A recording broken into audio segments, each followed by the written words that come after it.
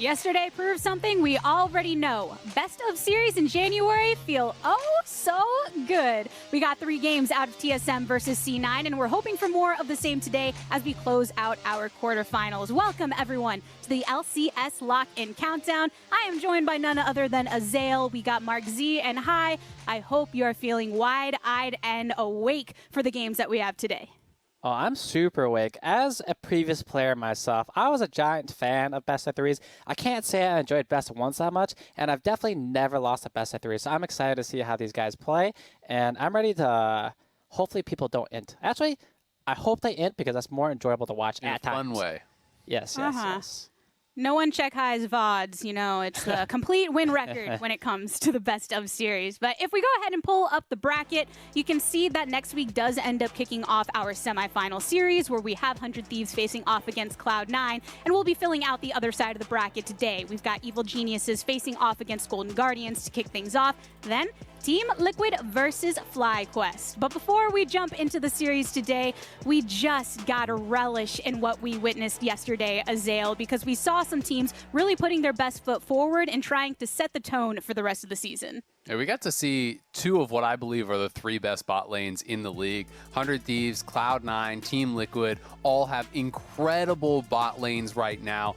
These guys, I think, are all heads and shoulders above the rest of the bot lanes in the league, and it feels like almost every single game that they are in, it is a bot gap, and they are crushing through these games, and it's making me feel like bot lane is more important than it has been in a long time.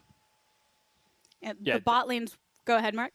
Oh, I was going to say, I definitely agree. I think Vulcan in particular yesterday had a really great showing on the C9 series versus TSM. On his Alistar performances, particularly in Game 2 and 3, absolutely popped off and put on a clinic. And all the returning members of C9 actually played quite well in that series. Blabber was another standout. Sven as well had positive KDAs, the whole time through the series. Right, and speaking about bot lane, as a previous pro support player myself, Alistar was my favorite champions to play, and watching all these people play Alistar brings a smile to my face. Watching Vulcan's Alistar specifically, I think people should take a couple notes on how he plays this guy. His positioning is awesome, and the way that he holds his abilities at times too, definitely a treat to watch. Give me some more Alistar gameplay. I like it. You gotta dig the Alistar gameplay, especially because in the end, that alongside with the rest of the team performance did send TSM home when it comes to the lock-in tournament. We'll be saying farewell to them for now before they come back to us at the start of the regular spring split, which actually brings me to something else that's going to be kicking off with this season. We do have our LCS Fantasy that will be available during the Sleeper app, or in the Sleeper app. So with that in mind, I know we have our own fantasy league coming up. I get very competitive with these things, so I wanted to scout out from my competition here on the desk who some of your top picks are going to be for this. Azael, who will I try to steal from you? You're forcing my hand here. All right, well, if push comes to shove, I would say Sven would be my first pick. In spring last year, he was topping the league in kills. In summer, he was top 5. In the lock-in, he is topping the kill leaderboard again. This guy has been so consistently good over the last couple of years. Marksmen, I think, are the role that are going to rack up the most kills and really get you a ton of those fantasy points. So for me, it's Sven. Are marksmen the play, though, high? To speak a little bit on that, when you're thinking about fantasy, right, you want to pick the KDA players. What better role to pick than AD carries? In my experience in solo queue, etc., almost all KDA players are AD carries. So my personal choice is tactical. Why? I'm not saying he's a KDA player per se, but he's on a winning team. If not the top. Implied it. Yeah, it might be implied, but I didn't say it. Okay, just implied. But 80 carries, on a winning team, they're gonna rack up a lot of points. So my choice is tactical. Okay. I mean, in this case, though, it's okay to be a KDA player high. So when it comes to actually thinking about these picks, I'm a bit worried that Sven and Tactical are going to get swiped away. I mean, clearly at the top of everyone's intention here. Mark, thoughts on Tactical as well as maybe a sleeper pick of your own that you might want to bring to the table? Yeah, I totally get what Hai's saying. He's going to have a high KDA. Not that he is a KDA player with Team Liquid as favorites potentially in all of Spring Split right now.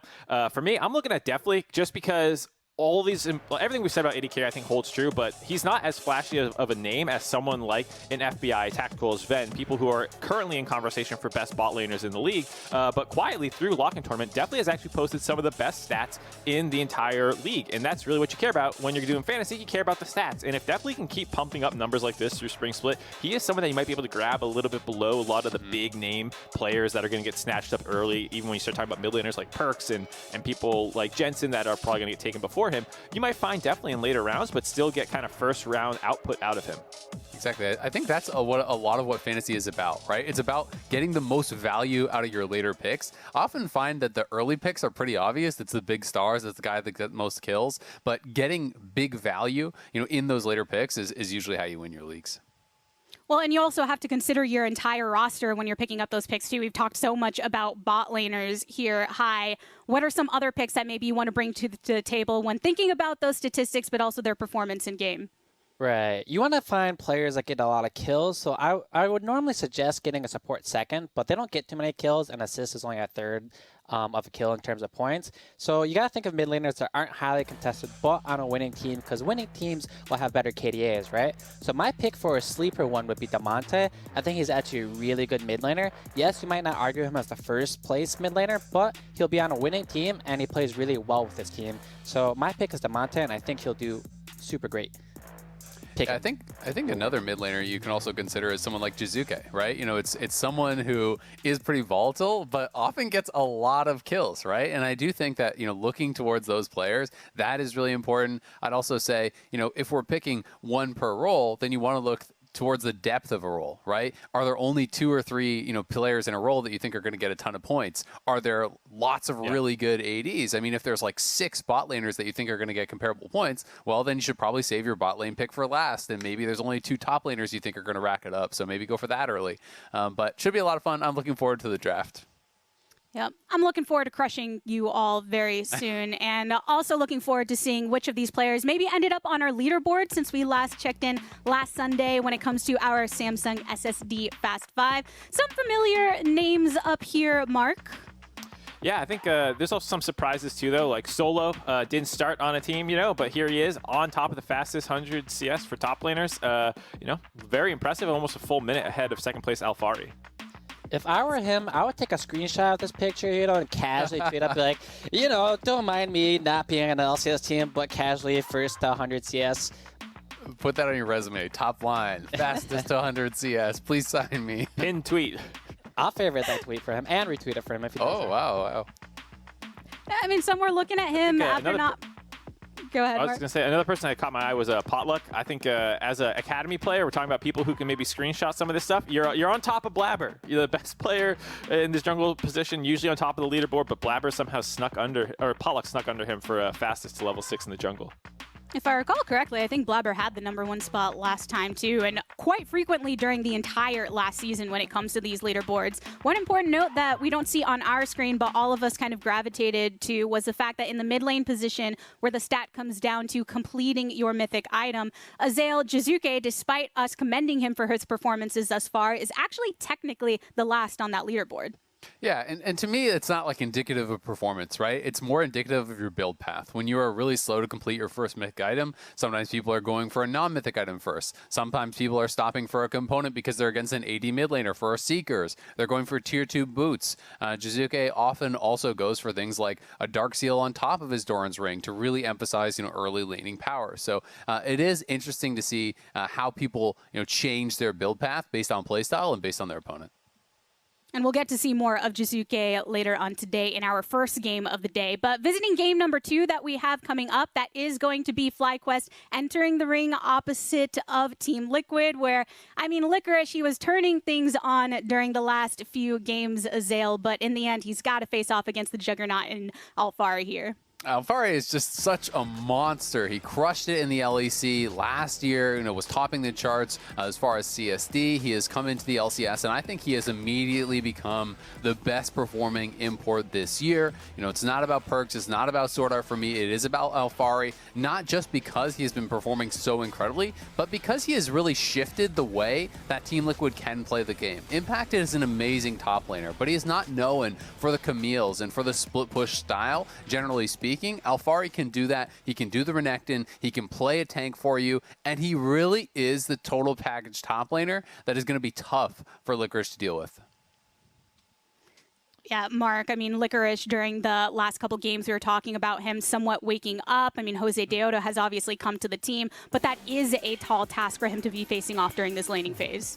Yeah, I mean, Licorice is suffering from a bit of team diff through the first bit of the lock-in tournament where they didn't have their starter. Like you said, Jose Deodo was the other big pickup for this lineup, and he showed up. They won their last 2 games on Friday, and I think things will get better with Licorice over time. I think, you know, he still had a pretty good lock-in tournament, even if the stats don't totally reflect all of that, but his laning numbers are still decent, and so I think once Jose Deodo starts working better with the team and they can actually snowball through top lane if Licorice gets leads, that'll be something to look forward to. But it's a tall task because, I mean, I know Azael's president of the Alphari fan club, but like I'm not that far down the member ranking. I think he's an incredible player too, and it's going to be tough for Licorice to find advantages here when the rest of TL is also so good.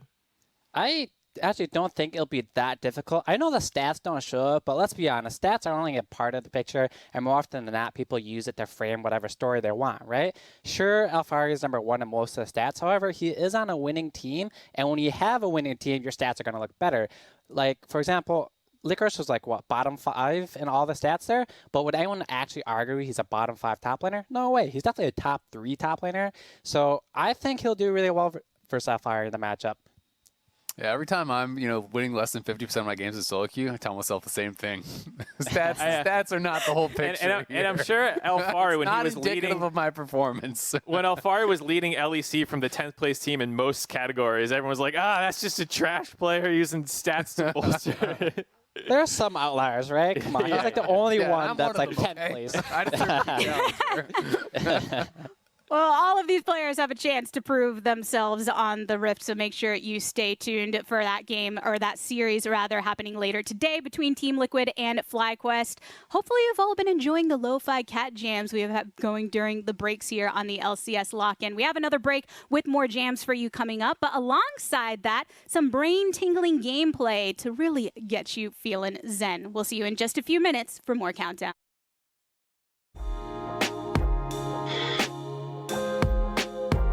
Hey everybody, and welcome to Chill Lo-Fi Big Brain Plays to study and appreciate.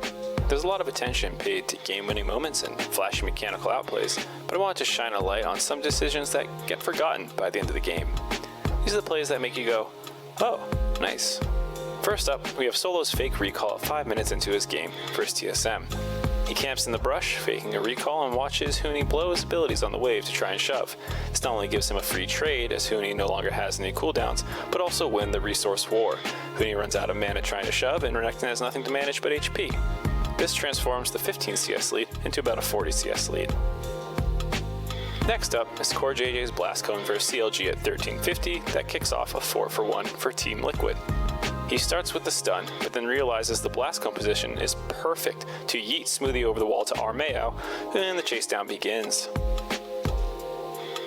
Last and probably least is Vulcan's Leona ult at 37 minutes versus EG. They're about to lose the game, but I just like the awareness here. Galio slightly overextends with Justice Punch Flash Taunt, and Vulcan makes sure there's no good follow-up by throwing his ultimate at the backline who are trying to move in. It's an unironic zoning ultimate. Anyways, that does it for chill, lo-fi, big brain plays. I hope you enjoyed. And if not, that's fine too. It's all pretty whatever to me.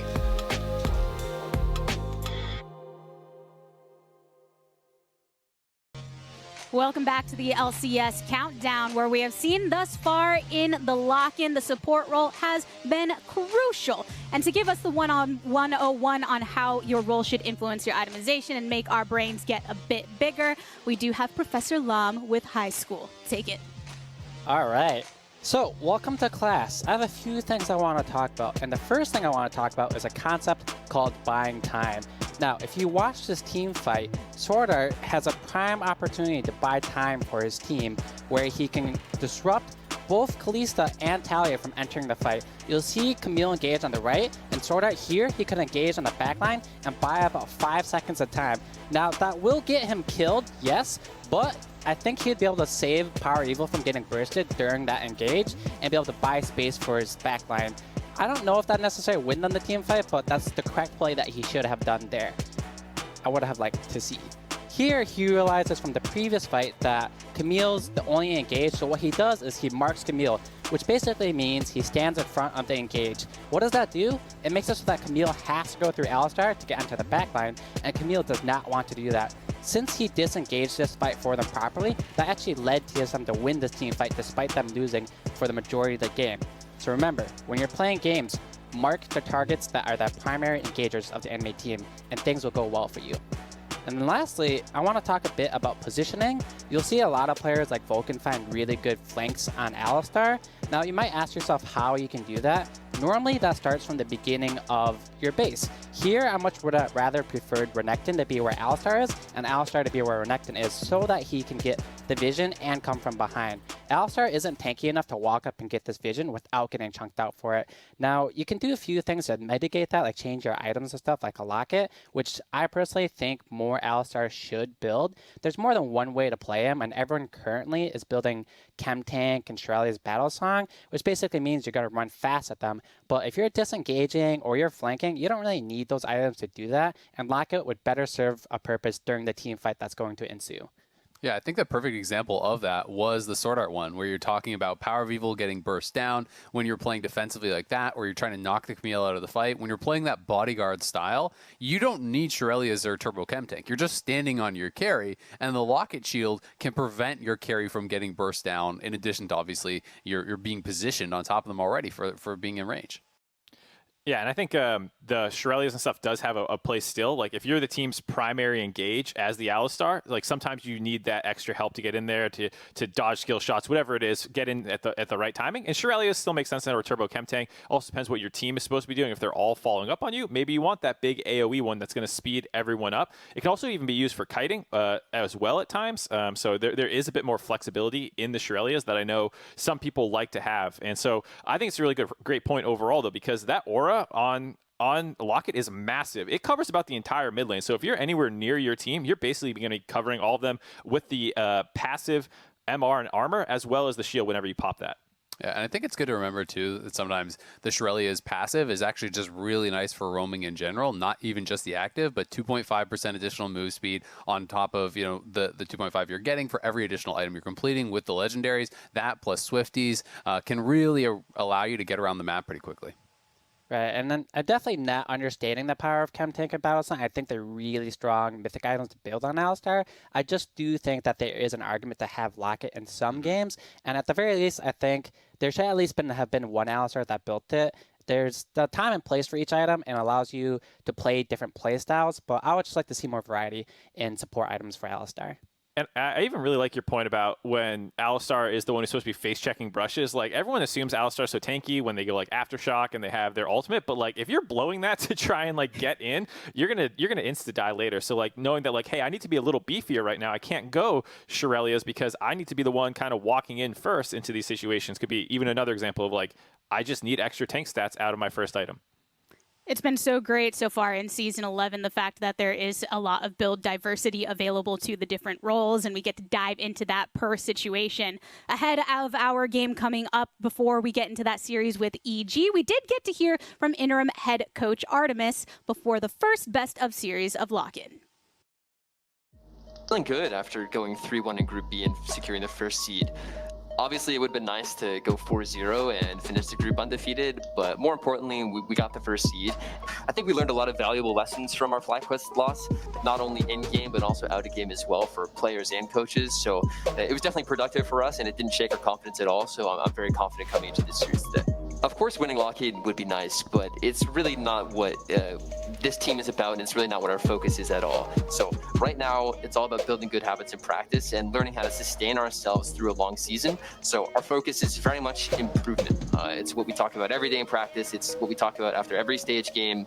We're learning how to learn, which is a very serious skill. And once we have that solid foundation established, then we can start focusing on our results. But right now, it's all about improvement for us. It's all about learning, and the wins are just a bonus. So we've prepared for Golden Guardians the same way we would for other teams, where there are specific strengths and weaknesses of any team that you encounter during your preparation. And it's important to recognize those and target those, whether it's in draft or in gameplay strategy. But more than that, it's about identifying what your teams do well and trying to curate a strategy based on that. So for us, a lot of our focus in practice this week is about getting deeper in draft, being able to be flexible, being able to not have bans tied down, and really being able to be maneuverable when it comes to our strategies, so that if things are working, not working, depending on any given game, we can adapt in the best of series. Yeah, I've had a great time watching Golden Guardians roster play. I think that rookies are great for the scene, and I've been following the collegiate scene for a long time myself. Been very close to that scene, so I've been rooting for these rookies in their opening games in LCS, and they've been a lot of fun to watch, especially in their match against TSM. I'd be lying if I said I wasn't rooting for Golden Guardians to win that game, and I really enjoyed watching them kind of lay down a smacking on TSM for the first 20 minutes of that game, and it was unfortunate they ended up losing. But I think that they have a lot of promise. It's too early to really tell how strong that team will be, but they're definitely exciting to watch. And if they're playing anybody other than EG, I'd probably be rooting for them this weekend as well. But unfortunately, their lock-in tournament ends here. Great on Artemis to recognize the promise in the opponents that they're facing today, because you do not want to underestimate the talent they bring to the table. But Azael, I'm sure there was a smile under his mask that we saw, because they got some strength coming in here in the top lane. Yeah, EG's looking really, really good, and Impact has been crushing it in lock-in. Really one of the overlooked trades that did happen in the offseason. It was a huge upgrade for EG, but everyone was talking about the new players coming to the league instead of Impact, and he has really been reminding people why he has been so good for so long. Won a world championship, has been crushing in North America for years and years and years. This is one of the most experienced players in the game as far as professional League of Legends is concerned, going up against someone who's straight out of collegiate. It's a huge mismatch, and I think that as a result, Golden Guardians need to have a plan that goes from draft to mid-game, early game, late game. Everything has to be taken into account against Impact, or I think he's going to run them over. Yeah, I mean, talk about experience. Impact is top 10 LCS most games played. He's most amongst active top laners. And that's not even including his time in the LCK when he was still playing in Korea for 2 seasons before that professionally. So, like, this is the most experienced player, Niles is probably going to play against the top lane this year.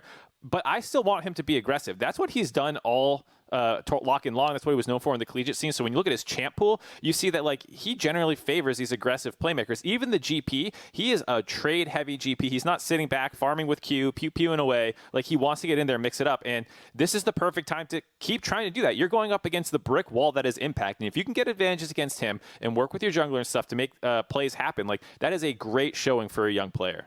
I agree. And I mean, I think that the Quinn pick made a lot of sense. I just didn't see his team play around it, right? And I think that Iconic has had a good premiere coming out of collegiate as well. Has looked really good, even in some of their losses. I think especially on some of the farm-heavy champions. But I would like to see him pairing up really well with Niles. If Niles goes for an aggressive counter pick, Iconic's got to be up there, getting him going, allowing him to play, with aggression. Because when you're going for those things, like the Quinn into Renekton, you've got to be under that guy's turret, bullying him, or it's just not going to be worthwhile.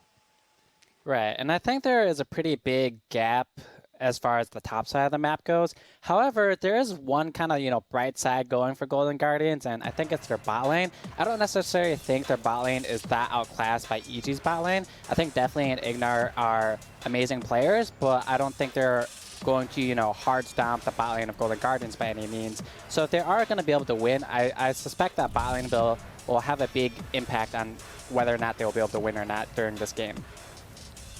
That's the thing when looking at these moments, Mark, there are those shining times that if capitalized upon properly, GG could try to come out with a victory.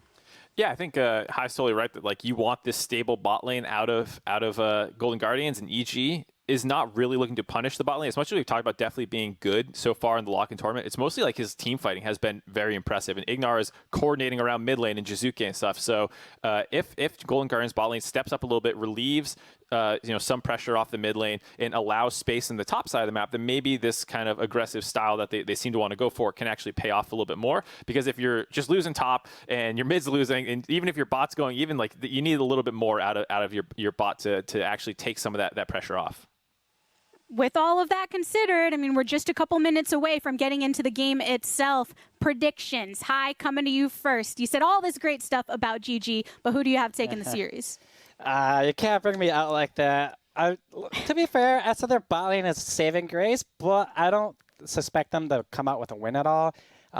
Even despite the bot lane being okay, I feel like the top is too much of a gap. Like Mark said, even if the bot lane of Golden Guardians is able to roam, Ignar is one of the most roaming supports, if not like most roaming support that I've seen. So if Golden Guardians support is going to be top, you can better imagine that Ignar will also be there. So you really don't have a number advantage anymore. That guy's going to be up there. He's going to be tower diving your top laner. He's going to be tower diving your mid laner or fighting in the jungle. He'll be somewhere on the map that probably isn't bot lane. So. Yeah, I mean, all of this, EG, a lot of hype around them. They did take that loss, though, Azale, at one point. Is there any stock that you can bring from that to give hope to their opponents going into the series, or is it just too much to overcome? For sure. They're not unbeatable. I think Golden Guardians have just got to come in here with a plan, play aggressive, play confident, hope for the best. I'm just looking for some good plays, man. I'm expecting the fast 2-0. Just show me some life, Golden Guardians. Find some solo kills, make some plays. That's all I can hope for. I love it. Let's get into the plays. And for game 1 of this series, let's hand it over to the bougiest sounding male I have ever heard. It's Pastry and Kobe.